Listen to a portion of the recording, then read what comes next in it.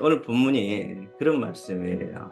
한 아이를 낳은 여성이 있고 또 사흘 후에 또 한 아이의 엄마가 된 여성이 있었습니다. 근데 마침 이렇게 뒤척이다가 아이가 눌린 거예요, 엄마한테. 그래서 아이가 죽은 거예요.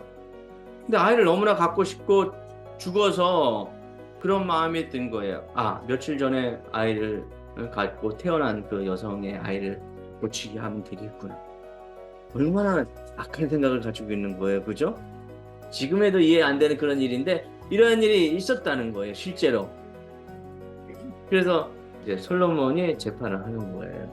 자, 그러면서 하나님께서 솔로몬에게 하나님의 지혜를 주십니다. 22절 한번 볼까요? 22절. 죽은 것이 내 아들이라 산 것이 내 아들이라 하며 왕 앞에 그와 같이 쟁론하는지라. 자, 요즘은 이제 공평한 사회가 되었기 때문에 누구나 재판을 받을 수가 있습니다. 그죠? 근데 이 당시만 해도 재판 받는 게 하늘의 별따기예요. 재판 받을 수가 없어요.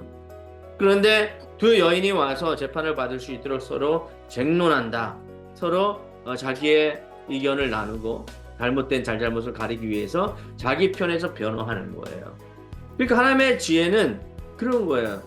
뭐 어떤 일부분의 사람들을 위해서 허락되어지는 것이 아니라 모든 사람들에게 다 하나님의 지혜를 허락하여 주신다는 것이죠. 근데 그걸 깨닫지 못하는 것이 문제라는 것이죠. 자, 봐요.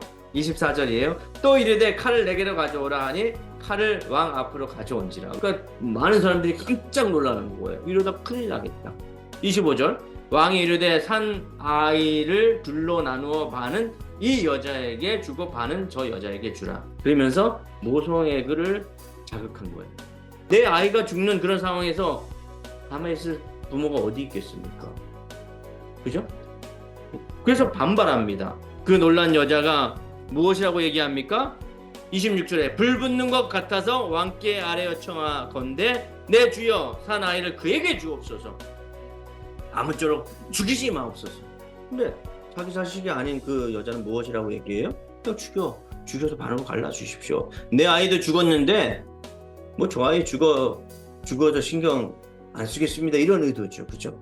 그 마음속에 있는 그 생각을 간파하고 잘 들었다는 것이. 그래서 이런 판결을 내릴 수 있었다는 것이죠. 솔로몬에게 허락했던 이 분별의 지혜, 진실을 가려내기 위해 주셨던 이 지혜, 죄 없는 아기가 죽을 수밖에 없었던 이 상황에서 하나님께서 솔로몬에게 주셨던 이 지혜로 우리도 삶 가운데 승리하시길 바랍니다.